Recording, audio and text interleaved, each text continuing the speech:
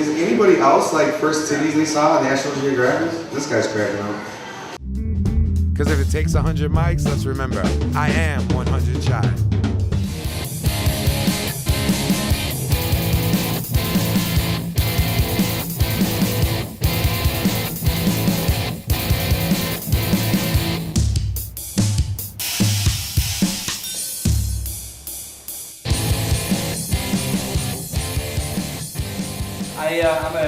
I'm a teacher. I work with kids all the time, and our school lacks so many resources that we actually have to share the same bathroom.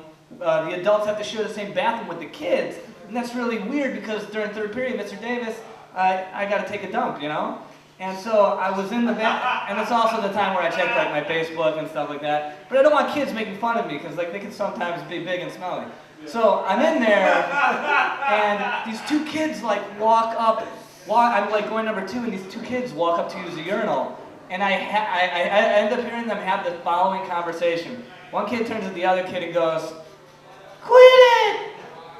Quit looking at my Johnson!" And the other kid goes, I'm not anymore." I was like, oh, I gotta update my Facebook status to that. That's hilarious.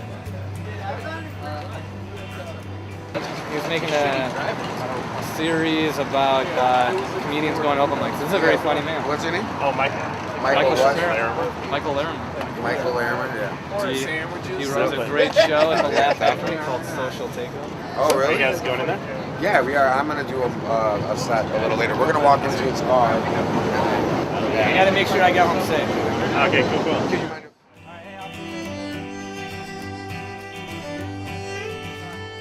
So yeah, when you're starting out, like sometimes like newer people will bring out a lot of friends to their shows and people will laugh at them or whatever. But then when they start going to start doing open mics by themselves, it could be pretty silent, and, like, you know, it's really lonely. And people say that the first 6 months of comedy is really tough because you don't have any friends. And a lot of people are afraid to make friends with you because they don't know if you're gonna disappear. Yeah, they don't want to invest in that. Yeah. So, but you know, I mean, I try to like be welcoming to everybody. Like, I don't want to be a dick to anybody. So, you know. No, you were very supportive, man. Oh, well, thanks. You made me feel like a comic, dude. And I was like, I bombed, and I still felt like successful. Well, you can't feel bad about bombing in that room. I mean, there was. All the people that were watching the open mic, they were all comedians. There wasn't one audience member. If it's like later in the night, most people are tired. They're not thinking anymore. Yeah. I got to go up really early tonight, which is a huge help. Yeah. But, you know, if I went up at 11:30 at night, people have been drinking for a while. A lot of these guys drink all night long or smoke or do other things, you know?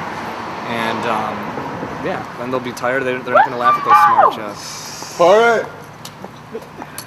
Yeah, the other thing is, like, comics don't realize how funny they are because sometimes people just don't laugh. But you can tell as I'm sitting in the crowd, I can see what jokes they are funny. People sometimes they just don't laugh.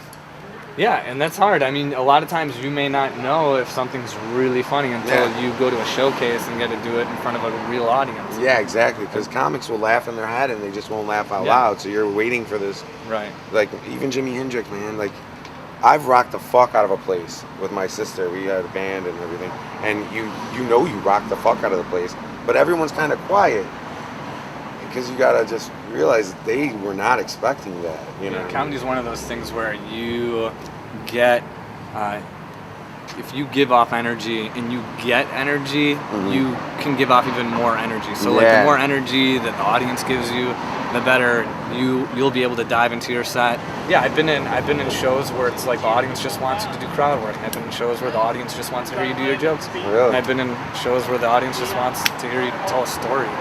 You know, if it's a funny story. Yeah. But you got to know people are getting invested into your story. Yeah. Thanks for coming out and everything. All right. See ya. Stupid mic stand. Do you guys? I feel like when I was a kid, there was tons of computer, not tons, but I remember being like 5th grade to 8th grade, I would hear about like one computer virus that some super nerd made that took over everyone's Windows 95 and just like destroyed them, took them all over, and eventually they'd catch this guy. He's like, there's a maniac on the loose and infecting all our computers. and they'd catch him, and he was, of course, some super fat guy. Then he went to jail for the rest of his life. And I remember being a little kid like, oh my God, what, that's so insidious. It was like something out of Sandra Bullock's The Net, you know? It was like, oh, this internet espionage. What would those terrible viruses, these madmen, what would they do?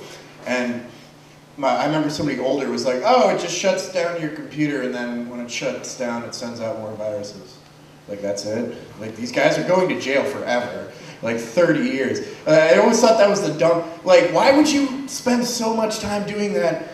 And eventually I heard about a virus, and it wasn't a big one, but it just messed with a few people's computers. It would go into your computer, you'd open the email, and it would turn the volume all the way up in your computer and say, hey, check out all this sweet, nasty gay porn I'm looking at. And then tons of gay porn, and you'd be frantically trying to close it, and be like, you looking at gay porn? Come on over to my workstation, look at it. And it's like, that's awesome. Hey guys, we got for David Pospiech.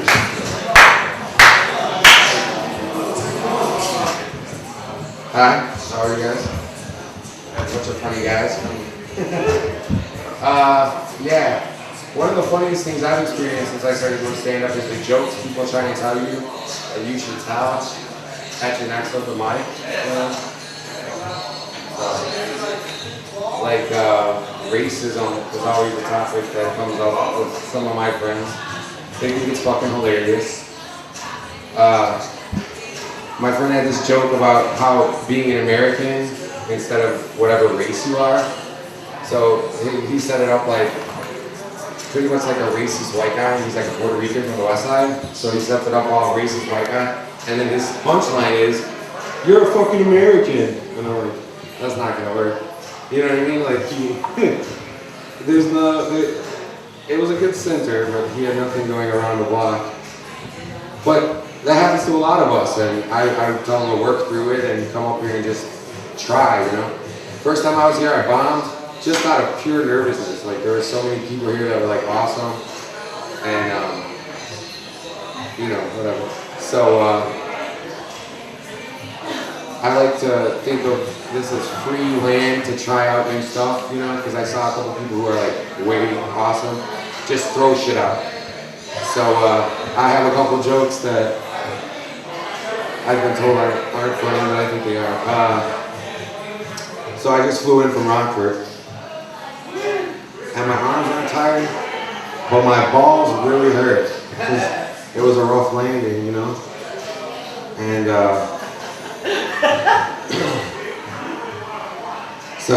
and that always makes me think of my son. He just discovered his balls. So he told me, don't squeeze them.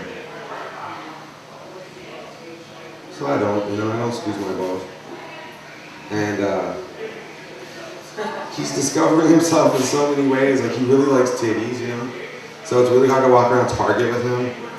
Because I always find myself like walking around the bra section or around it, and he's like, the whole time. And he calls tits hearts. So he's like, she has such a big heart, you know? Like, he's so fucking inappropriate, but he's like 7, so it's like, I can't really correct him without exposing him to more, like, you know? Like, I don't know if any of you guys have kids, but it's weird to like see yourself in a kid and then know what he's thinking and then not want to ruin it all for him, you know? And it made me think about Aborigine, like the first titties I ever saw was in National Geographic, right? Anybody else? No? Did that shit hit you hard? No. I think we need to get like an association to go into third world countries and give these bitches breast implants for, you know, all the youth of the world who can't go out and get porn. Well, maybe nowadays with the internet, that wouldn't even be necessary, right? Is anybody else like first titties they saw on National Geographic? This guy's cracking up. Anyway, so that's a joke I need to work on more. There's some shit, but I need to be able to go around the block, right? You know? So thank you guys for your time, and God bless you. Give it up, everybody.